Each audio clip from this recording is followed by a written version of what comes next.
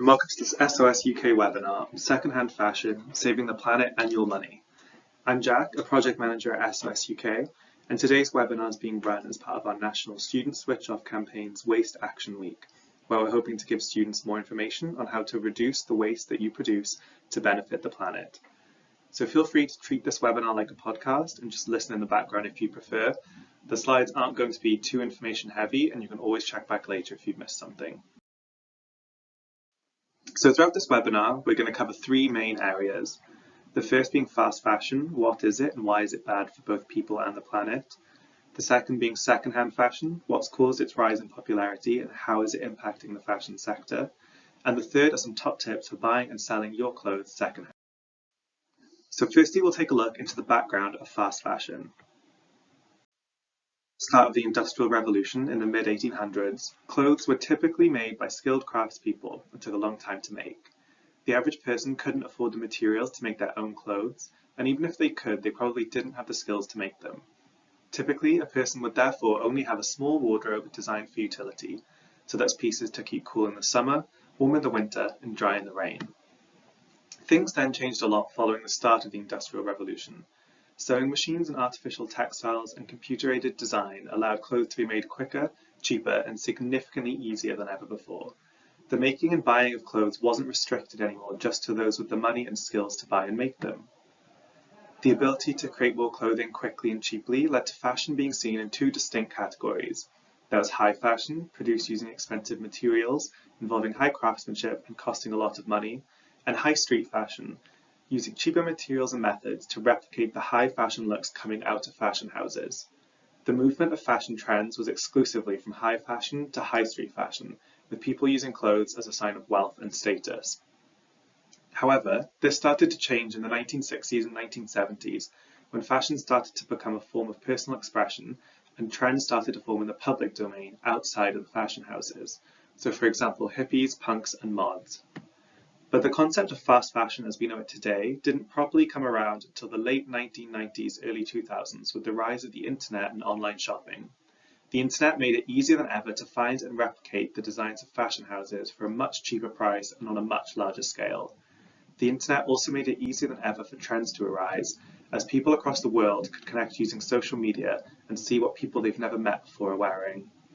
Fast fashion responds to the trends in fashion coming up through the public domain. So the aim of fast fashion is to replicate current fashion trends by mass-producing items quickly and at a low cost. It's a responsive type of design where businesses take advantage of identified trends, which means they know they'll have a market for what they create, and it also involves low-effort design, as the pieces that you need to create already exist, you just need to copy them. So for a business, this makes sense. It's minimal effort but for maximum reward, and for consumers it also seemingly is a positive thing too. If you like a style that you're seeing, you can simply go out and buy clothes that look the same for an affordable price. So it's never been easier to use fashion as a way to fit in. However, there are big issues with the fast fashion. So firstly, running a business with a business model of replicating trends involves stealing styles and designs from larger fashion houses and emerging designers. You can see here an example of a design that Dr. Martens raised a lawsuit against Boohoo for, as the two boots look almost identical. Where it might take a designer label a number of months or years to design, manufacture, and launch a new collection, fast fashion brands are able to replicate the same style and have their products ready to sell within a matter of weeks, if not days, often allowing them to market and sell styles before the original creators can. This can be especially problematic for small designers who are not credited and earn no money or platform from the designs that are being stolen. Secondly, fast fashion is responsible for a significant amount of pollution and waste. 85% of textiles end up in landfill, with the average US college student thinking an item of clothing is old once it's been worn only 3 times. Fast fashion contributes to the mentality of clothes being disposable, that you buy an item of clothing cheaply while it's the current trend, and once the trend is over, you bin it and buy something else new. As an industry, fashion is second only to agriculture as the largest polluter of our waters. Synthetic textiles account for 35% of all ocean microplastics, and the prevalent use of synthetic textiles, not only in fast fashion, is also harmful as these fabrics are derived from fossil fuels, providing a new revenue stream for fossil fuel companies and making it more difficult for consumers to buy consciously.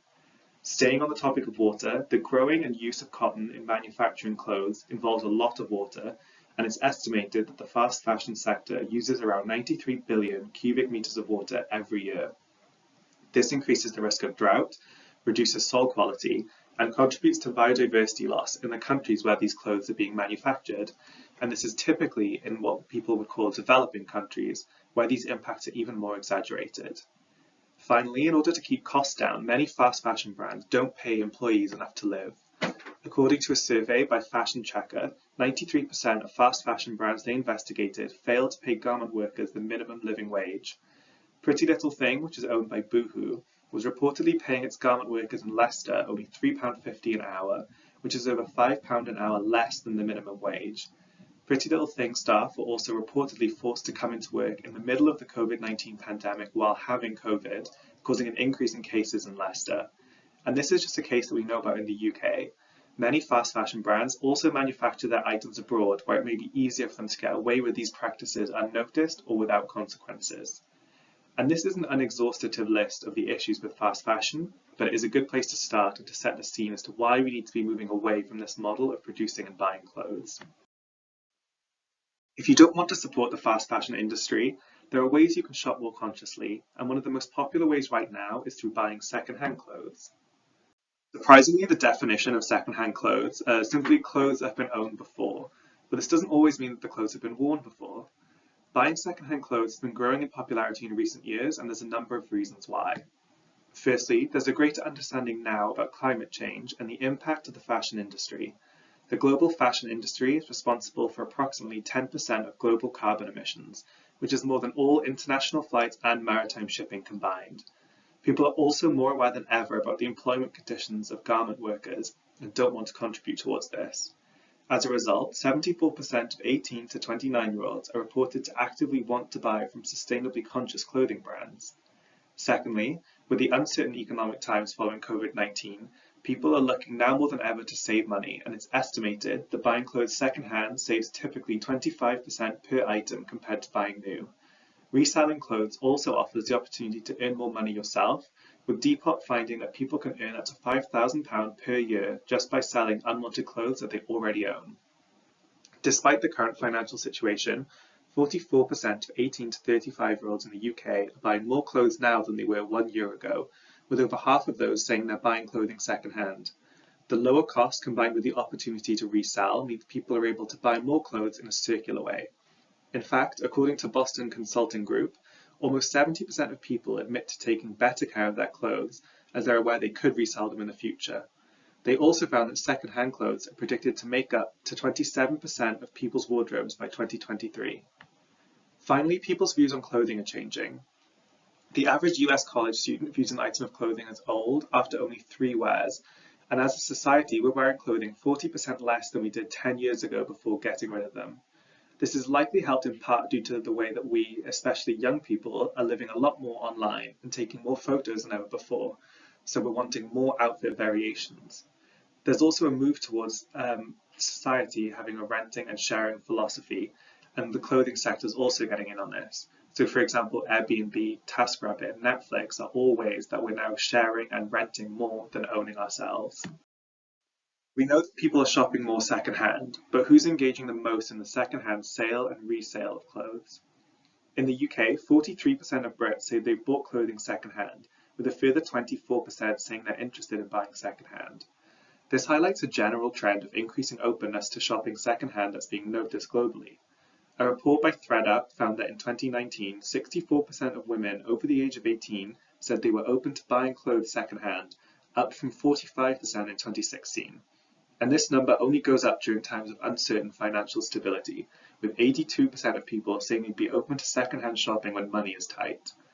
Although secondhand clothing is for everyone, and we're seeing an increase in openness towards buying secondhand, young people are definitely driving the secondhand clothing trend. The same ThreadUp report found that in 2019, over 1 in 3 people aged 18 to 24 were buying secondhand. This age group also showed the biggest increase in adopting the habit of shopping secondhand. Those aged 25 to 37 came second, with over 1 in 4 buying secondhand, and with just under 1 in 5 of those aged 38 to 55 and 56 to 65 plus buying secondhand. And these stats line up with what we've already discussed about why people tend to shop secondhand, with younger people generally knowing more about climate change through a changing education and having a greater presence on social media, so taking more photos. Who's shopping secondhand and why? We'll quickly look at some of the ways people are buying clothes secondhand. Firstly, there's charity shops such as the British Heart Foundation, Cancer Research and RSPCA.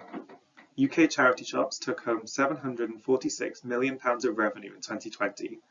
Charity shops are not only a great place to find second-hand clothes at a good price, but they also allow consumers to support a good cause with their money. However, charity shops only actually sell around 10 to 30% of the clothes donated to them, with the rest going to textile processing centres for recycling. So there's actually a lot more clothes with the potential to be resold, which is where other avenues like apps come in. There are countless reselling apps and websites like eBay, Vinted, Depop, ThreadUp or Poshmark, where people can list their unwanted clothes for others to buy.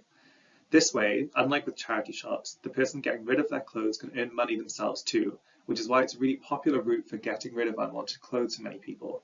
In fact, 40% of people say they think about the resale value of an item before buying it. Apps do a great job at tapping into the mindset of young people too, acting as a combination of shopping and social media. So being able to have your own page and style the clothes you're selling lets buyers gain an insight into the seller, and you're more likely to buy from someone you resonate with than a faceless organization. Finally, increasingly more and more people are actively swapping clothes with their friends. 75% of 16 to 24-year-olds have swapped clothes with their friends or have said they'd be willing to swap clothes. This is much higher than the average of 51% from other age groups.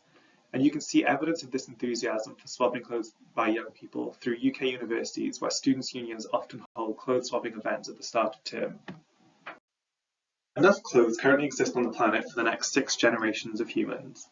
Luckily, the reuse and reselling of clothing is gaining momentum. Secondhand clothing sales grew 21 times faster than retail in 2019, with the UK seeing a 27.2% increase in secondhand goods store sales in 2021. The overall value of the secondhand fashion sector is growing too, expected to reach $80 billion by 2029, compared to only $28 billion in 2019. Not much data currently exists on the actual impact the reselling of clothes has on the planet, but we know it's been positive. A 2016 report from the Nordic Council of Ministers found that the reuse and recycling of over 100,000 tons of used textiles saves 70 million cubic meters of water by negating the production of new textiles and materials. 100,000 tons might sound like a lot, but with 53 million tons of clothes created each year, 100,000 tons isn't actually that much at all. A report then by the American Apparel Association also found that through buying secondhand clothing, an individual could reduce their water, waste and carbon footprint by almost 80%, saving more than £500 of carbon emissions every year. So finally, if you're thinking about buying or selling clothes secondhand, we'll take a look at some of the top tips to help make sure that you have a good. Firstly, if you're buying clothes online or through an app, you want to make sure that you can see as many photos as possible. Pictures should show the item of clothing from all different angles and highlight any imperfections, which should also be listed in a description.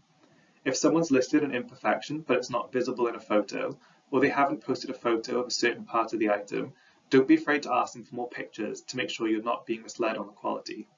Secondly, don't be afraid of using your skills or the skills of a family or friend to fix something. Many listings will reduce the price of an item simply for a missing button or a small hole, and these things aren't too difficult to fix. However, make sure you're being realistic about the skills available. If a piece has a broken zip and you don't know how to fit a new one, then it may not be worth buying. Thirdly, make sure to take your exact measurements before you buy something secondhand. And if the seller has only listed a rough size, for example small or medium, don't be afraid to ask for more specific measurements. Sizes don't always translate between brands, so it's important to know as much as possible and be as accurate as possible with the sizing. Fourth, check the refund policy. Make sure you know who to contact if an item doesn't turn up or arrives in a different condition to what was described in the listing. Don't take chances if you're feeling unsure about something and there's nothing in place to protect you. And finally, use bundles. Many secondhand sellers offer bundle deals, which gives you a discount on shipping when buying multiple items. If you know that you want multiple items from one seller, try using a bundle to reduce the impact from transport through sending the items to you. And finally, when selling secondhand items, there are other things you should keep in mind. Firstly, keep your listing as simple as possible. Be clear about what the product is, what the measurements are, and take clear photos. And you don't need a professional setup for your photos. Just good lighting and a clean background is all you need to encourage customers to buy. Secondly, when sending items, make sure to use responsible packaging. If you're selling clothes secondhand, you're helping the planet, but if you ship them in needless plastic via an unsuitable courier, then you're still having a negative impact on the environment. Check if you have any packaging that you can reuse at home, and if not, try to ship in cardboard or other recyclable materials.